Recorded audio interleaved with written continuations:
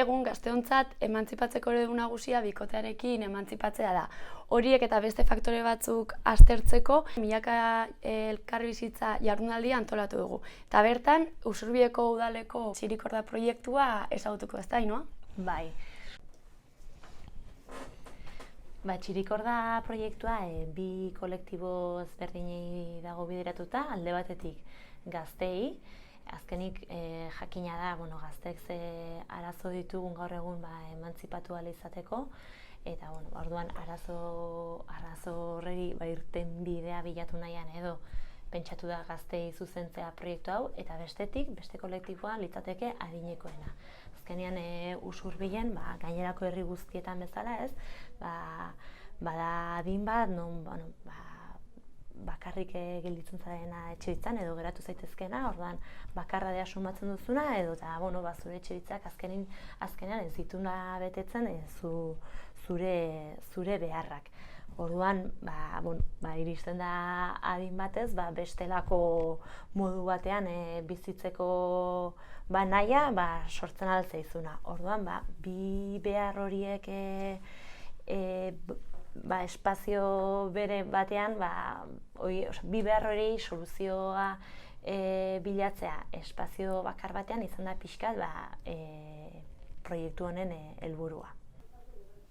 Txirikorda proiektuak gazteen eta adinduen arazoi aurre egiteaz gain, berau prozesu parte hartzaile baten bidez eratu da, bai bi sektoren parte hartze aktiboarekin, eta administrazioetatik egin daitekeen eredu modura aztertuko dugu milaka elkarbizitza azaroak 7ko jardunaldian.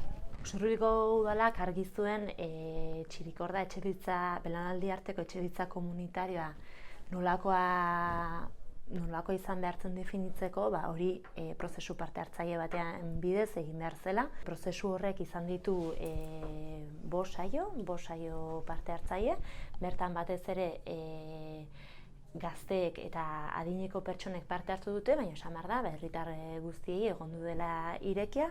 Azkenean ikusten baita proiektu hau herritar guztiendako izango dela onuragarri. Proiektu hau guztiz berritzailea dela Euskal Herrian, lehendabiziko aldia baita belaunaldi ezberdin batera etxebizitza komunitario batean bizitzea planteatzen dela. Aldatetik gazteak esan dugun moduan, bestetik adinekoak, eta hau erabaki da horrela izatea, azkenean ikusten baita oso aberasgarri izan daitekeela asko dugulako batak bestetatik ikasteko.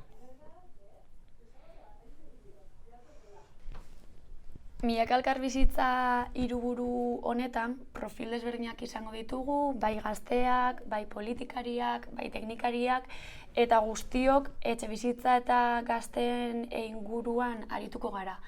Beraz, animatu, azaroak 7an, arratsaldeko 5:00 eta Bakalerako Kutxa Kultur plazan. Eta ez ahaztu izenaz emotiaz.